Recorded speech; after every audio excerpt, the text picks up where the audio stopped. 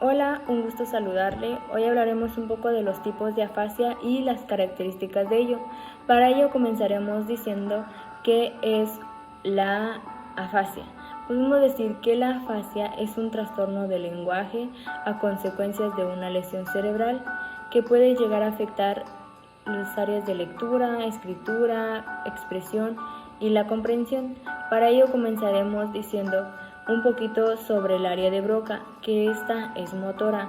Se puede decir que la lesión se produce de la circunvolución frontal inferior, que es el área de Broca izquierda, y áreas adyacentes, es ahí donde se encuentra.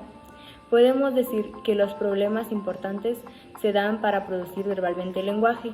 Se caracteriza por dificultades para articular y el uso de frases cortas. Debido a la afectación de ello, dichas frases son producidas con gran esfuerzo. Seguidamente también está el área de Wernicke, que es de modo sensorial. Esta el lugar de lesión se da en la zona posterior y superior del lóbulo temporal.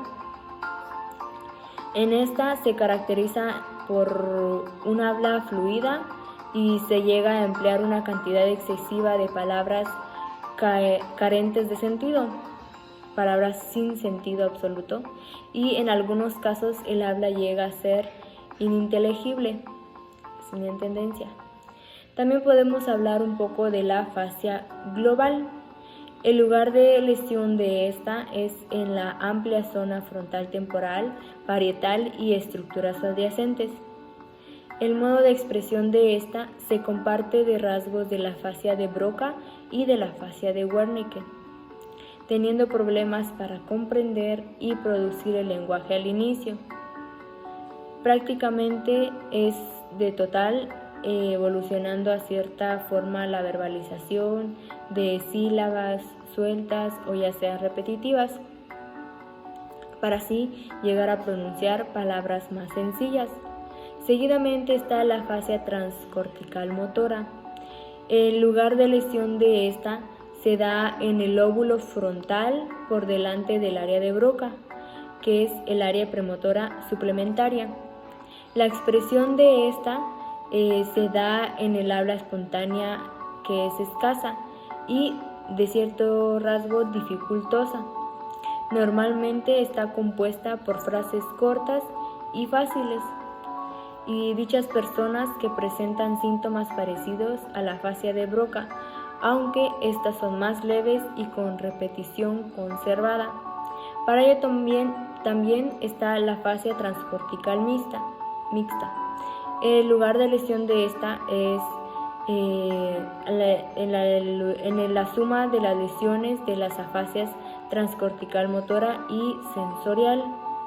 Se dice que la expresión de esta es capaz de responder de manera coherente a preguntas concretas, aunque el habla espontáneo es muy pobre y pueden parecer ecolalias.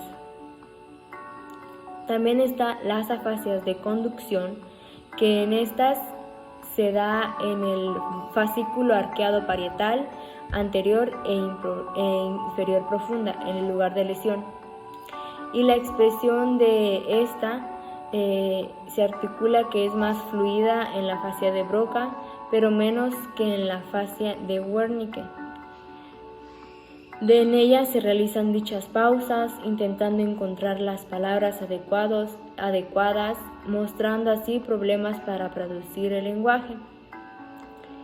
También está la afasia transcortical sensorial, que el lugar de lesión de esta es la zona de intersección de los lóbulos temporales parietal y occipital, y su expresión se da que su habla es fluida, aunque frecuentemente carente de significado relevante. De igual manera pueden parecer ecolalias, asimismo evolución positivamente, y sin embargo persisten las anomias y los circunloquios.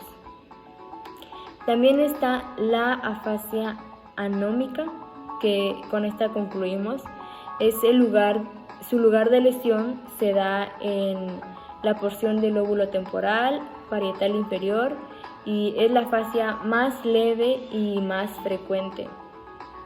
En esta, su expresión es de un habla fluida. La dificultad de ese tipo de afasia es similar al tener algo en la punta de la lengua, pero con mayor frecuencia. Entonces, como consecuencia, podemos decir que el paciente utiliza continuos circunloquios en busca de lo que quiere decir, utilizando palabras poco específicas, cosas y decirlas, etc.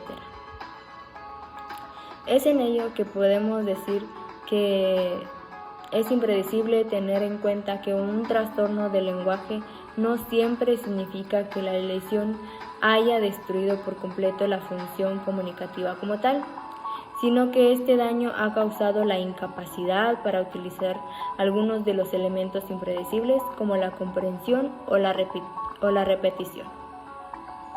Así que, por último, destacaremos, porque es necesario, que la lesión cerebral que ha causado dichos trastornos pueden desorganizar otros sistemas funcionales. Así que esto ha sido todo por hoy. Estos son los tipos de afasias y algunas características denominadas entre ellas.